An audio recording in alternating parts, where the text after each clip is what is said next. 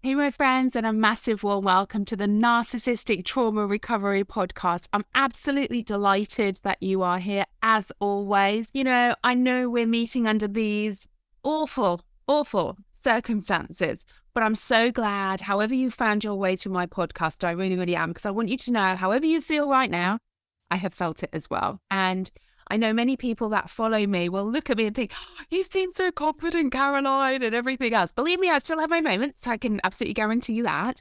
But I want you to know 10 years ago, it was a really different story for me. Every morning for me, I would wake up desperately trying not to have a panic attack, self-harming, literally using the end of my toothpaste on the tops of my thighs. And what I now know, because I integrate what we call internal family systems, or IFS, which is an evidence-based parts therapy, into the work that I do, self-harm is actually a protector part for me. It was distracting me away from the pain of being in my head and feeling not good enough, which took me all the way back to some childhood experiences as well.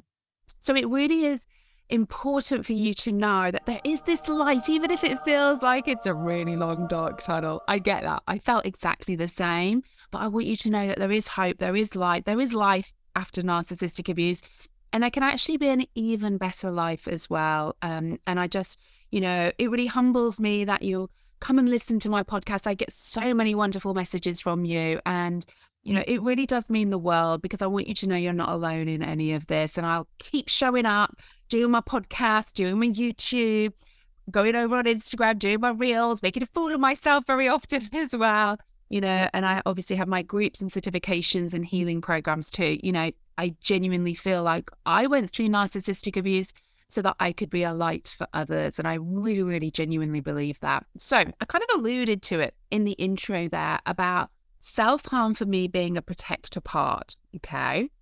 Now, we have just had our holiday time. So we've had Christmas, we've had New Year, we've had the holiday season.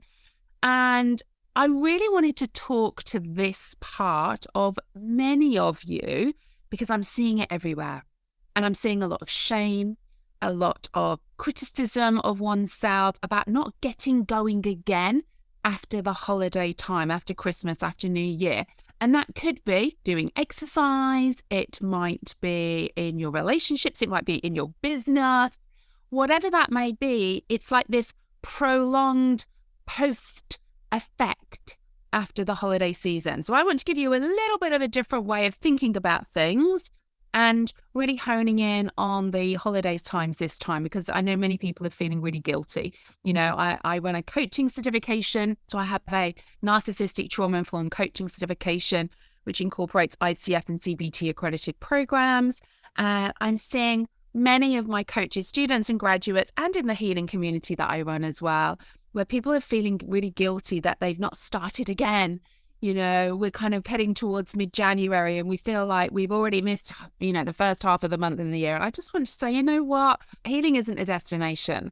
It's not this one magical moment where we wake up and go, oh, I'm healed. It really doesn't happen. Sadly, it's always ongoing work. And I continue, even to this day, to work on myself every single day, value myself, and really look at putting what I call high performance habits into place as well, so that I'm showing myself that I matter, because very often when we've been through narcissistic abuse, nobody does.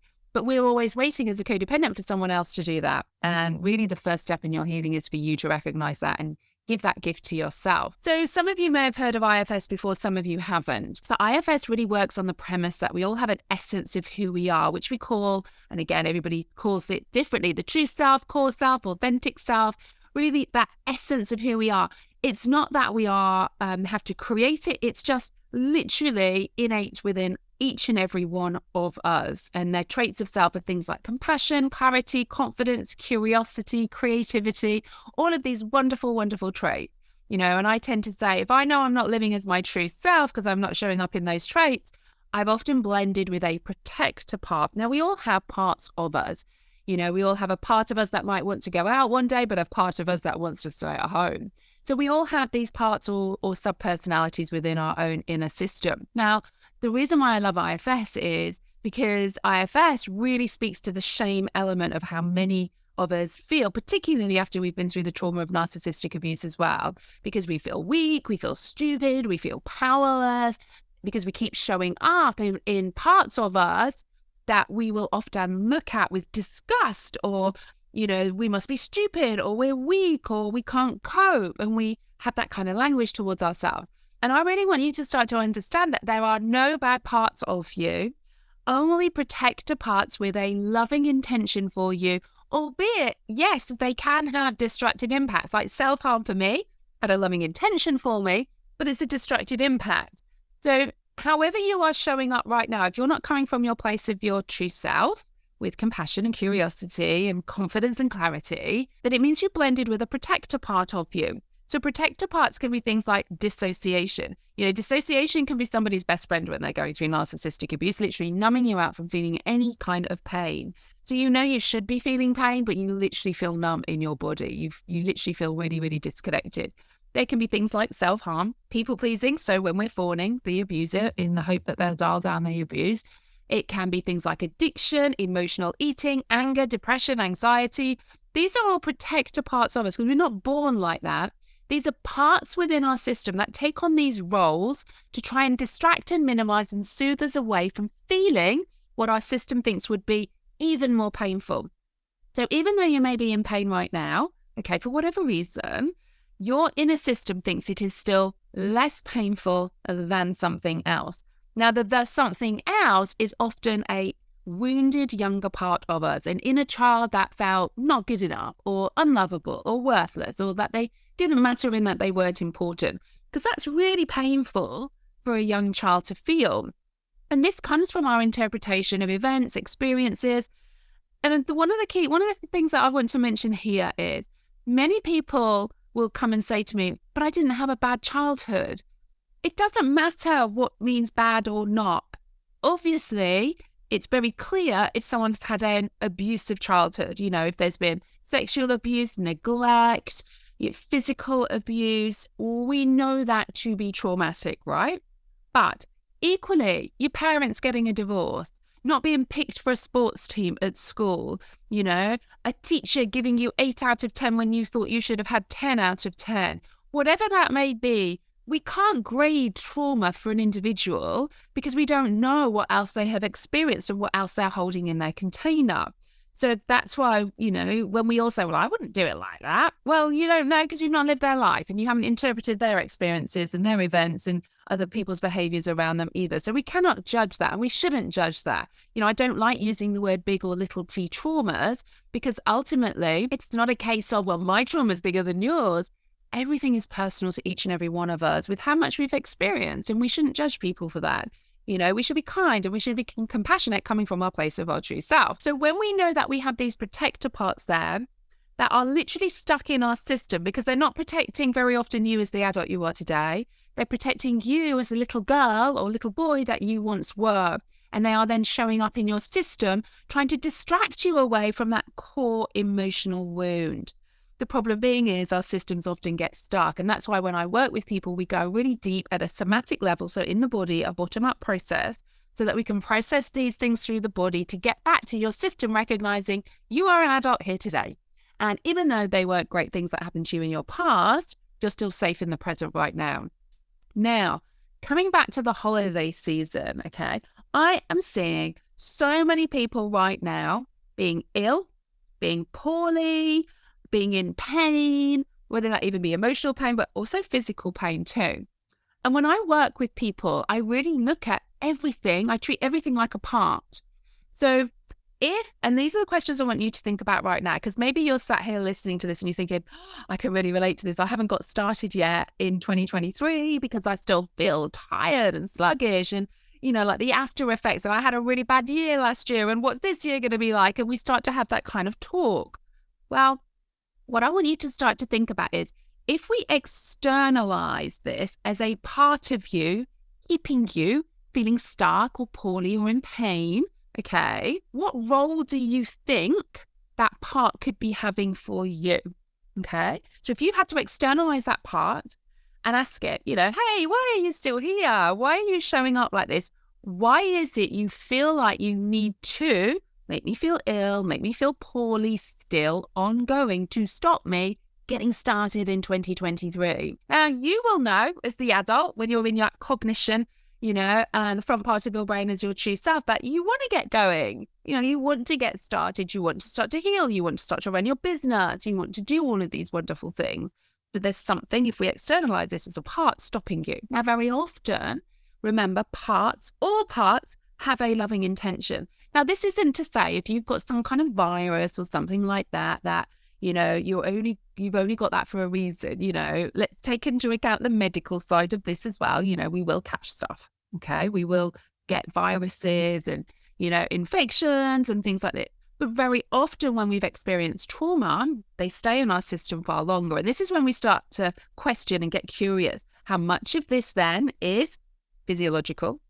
How much of it could be maybe a portion related to emotional trauma, and the illness, the pain, the stuckness, the exhaustion, the tiredness, the isolation, the numbness, the retreating, could be a part of us literally trying to stop us from getting going, doing something. Because if we get going and we start doing something, well, there's a potential of pain. There's a potential, if I get started in my business right now, I could fail, or I might have to be visible. People might be mean and horrible to me, or this pain that I am feeling, I'm so focused on the pain in my body right now, I'm kind of forgetting about what the narcissist is doing to me as such. And every time I drift over to think about the next court case or the problem the narcissist is causing for me, whether it be a parent or an ex-partner or even a current partner, then that's really painful because they're triggering me feeling not good enough. Oh, no, we can't have that because that's taking me back to what I felt as a 5-year-old. So, okay, I'm just going to sit in having a flare-up of my IBS, a flare-up of my fibromyalgia. And I'm really interested to know, and again, send me an email about this or send me a message over on Instagram, because I'd really, really love to know, have you had a flare-up of maybe a chronic condition that you have? Have you had a virus that seems to be in your system longer than everybody else? Everybody else seems to have got over it except you. Are you feeling exhausted and tired and just like you can't get going? But you're really criticizing yourself and feeling guilty, which are actually, incidentally, 2 other parts of you as well, the inner critic and also the guilty part. Then we can have a self-sabotaging part coming up. All the while, remember, just trying to keep you where you are right now, not doing anything else, because there could be a potential of pain if you do it. There could be a potential of pain. If you suddenly feel, well, maybe you have put on 2023, you're going to start dating again, and your system's like, oh my God, we need to stop that. Maybe you want to start a business. Maybe you're thinking even right now of doing my coaching certification. You're thinking, oh my God, I still feel tired. How can I do that? Because what if you did my coaching certification and had this super successful business helping many, many other people? It could be that you are visible, and then people might say mean stuff and horrible stuff. That might make you feel not good enough. And that is a trigger from your inner child wound. Do you get the picture? So these parts of us are really trying to keep us stuck where we are right now, or give us flare-ups or increases in something, because it's trying to distract us away from something else that our system thinks is too painful. And this something else is an inner child wound. Whatever that may be, you may know already what it may be, or you may not.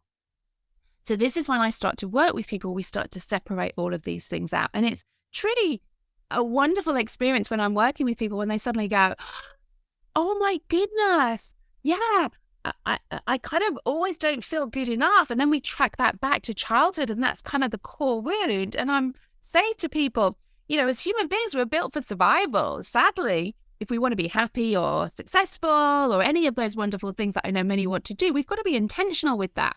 But actually, as human beings, our brain, our mind and body, if we are alive and in less pain than something else, our brain, mind and body's like, box ticked, great, there we go, they're still alive. You may know cognitively it's not the life you want to live, but your nervous system doesn't care about that. It just wants you to feel safe and in the least amount of pain. And your amygdala, which is a part of your brain, and your limbic system is always scanning for those cues of safety and danger. But it's doing that based on unprocessed information from your past. So it still feels like maybe if someone's mean or horrible, you're going to feel like you did as a 5-year-old, because that didn't feel very nice. Now, that doesn't mean what you experienced as a 5-year-old was nice. It likely wasn't. But nervous system is all about how you feel right now. How are we feeling in our body? That doesn't mean we don't look back at past experiences and think, God, that was horrific. And gosh, I can't believe that happened. But when we feel so activated in our body, it's like we're reliving that all of the time as opposed to remembering it. And that's what we want. And that's why we need to do somatic work when we're starting to heal from trauma, things like narcissistic abuse as well. So I want you to know, wherever you are right now, if you're feeling like you haven't got started yet in 2023, okay, embrace and befriend those protector parts of you trying to keep you safe. Start to get to know them, externalize them, and see if you can let them know somehow that you are the age you are right now and that you could cope if your business started to be more successful. You could cope if you started dating, and you may even date a narcissist initially because they can be really nice, but you are an adult now and can make other choices because you have more education and experience and you can see all of this. Try and let those parts know you're an adult right now in the present moment and you get to make choices. And I guarantee it, if you start to do all of this, all of a sudden, and in a titrated way, like think of a tap or a faucet, one drop at a time, you'll start to feel like some energy starts to come back. The flare-up you might be having might start to subside. The virus that you've had that's knocked you out compared to everybody else, you start to feel a little bit better. Remember, there's no bad parts of you, only parts with loving intention, albeit destructive impact. So I hope that really helps. I don't want you right now sitting in shame because you haven't got kick-started yet in 2023. Your system is doing an amazingly beautiful job of trying to keep you safe. But it's trying to keep a 5-year-old, a 7-year-old, a 9-year-old, a 12-year-old safe. You're not that age anymore. You can do this. And that doesn't mean you will not have challenges in the year to come. You will. But this is where we need that nervous system flexibility as opposed to literally shut down or fight, flight, and literally feeling like we're living in our trauma responses all of the time as well. So let me know if this has really helped. Drop me an email at hello@carolinestrawson.com or indeed, drop me a message on Instagram. I'll put all the links in the show notes as well. And I know I started to talk to you a little bit about my coaching certification as well. So if you ever want to know about how to turn your own pain into your purpose, just drop me an email. We need more people who are trauma informed in this space. And, my program is ICF and CPD accredited. And actually, I'm really excited. Last week, I had an email come through. So for CPD, that I've been nominated for Trainer of the Year and Provider of the Year. Now, CPD is a big deal. It's hard to get this stuff. So, everything that I do, I try and do where it's giving you hope and inspiration, but it's really, really educational for you as well, and I've invested a lot of money in all of this myself. And I really hope I give that back willingly because I want to be the light at the end of your tunnel. I genuinely do as well. So take care, my friends. Thanks so much for listening. Remember, my podcasts come out every single Tuesday. And remember, go and watch my YouTube channel as well because a new video comes out every single Friday. And then, of course, I'm showing up everywhere else as well. Come and be part of my family. Don't be on your own, ever. Know that you're seen and heard. Know that you're valued because you really are and you matter. Hear these words. You matter. Come and belong in my community. Don't ever feel like you're on your own in any of this because you're not. I know what it's like. I've been where you are. And I really want to help you move from PTSD, because that is what it is, from narcissistic abuse, to post-traumatic growth, because it really, really is possible. Genuinely, I've done it myself and I've helped many, many others do the same too. So take care, my friends. Stay safe wherever you are. Know that I'm here to help and serve in any way that I can. Mwah. Lots of love and see you on the next podcast episode.